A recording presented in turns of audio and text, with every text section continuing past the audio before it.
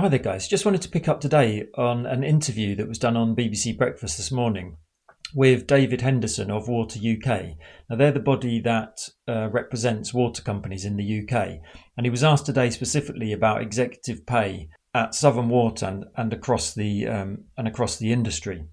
So let's have a little look here what he has to say. I know you say you're limited by the regulations in what you can spend. But you didn't have to spend so much on your bosses, did you? That's a choice.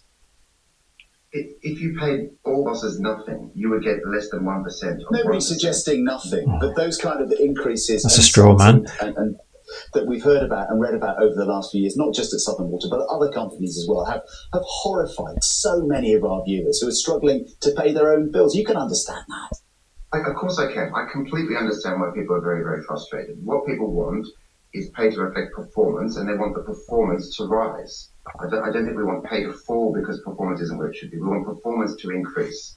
And that's going to take a comprehensive set of changes to the way our entire system is run. So you're happy to keep bosses' pay at the same level as it is now? No, as I say, it's been falling. Last year, many bosses took no bonus. The year before, even more took no bonus. But having got to this level, you're happy to stay there, where we are now, not to bring it down? No, what I'm saying is that we need to have performance improve. We need to have pay linked to performance, and that performance needs to be in a better place. And that is going to take a system that enables investment to flow where it needs to go much more quickly than it does right now. So bear in mind that this interview is being conducted on the day that an independent commission is reporting back on the state of the water industry. That report has outlined 88 recommendations on ways to improve the water industry. I'm not going to comment too widely on the report itself, except to say that given the state of our water industry, 88 recommendations feels about right because it's in such a shit state. But in terms of executive pay specifically, it's very interesting to note the language that he used there in that interview. He says didn't take bonuses, and that sounds a lot like we're eligible for them, but we didn't take them. And when I checked that was partly true. So in 2023, senior executives from 5 of the 11 water companies that deal with sewage took bonuses, but then at the other 6, bosses opted to forego them after pressure from campaigners.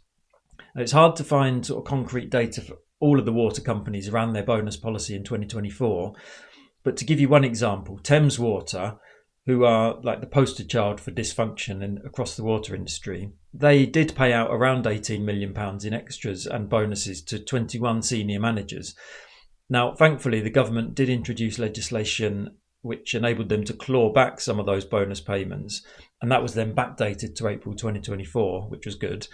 But the fact that the water companies, and particularly Thames Water, saw fit to issue bonuses, despite the turmoil in their industry, is absolutely damning. And then to bring that back to this interview, you can get that hint of denial there, can't you? Or that undercurrent of denial there from what he's saying. There's still that idea, as he sees it, you need to pay these exorbitant salaries and bonuses to get the best people, even though the so-called best people are presiding over a dysfunctional system which is failing on almost every measure. So it just doesn't even make sense on its own terms. And I think it's just another perfect example of sort of corporate Britain playing by different rules to the rest of us. The really sad part for the people of the UK is that the Commission, which has just reported back, it was instructed not to consider the case for renationalisation.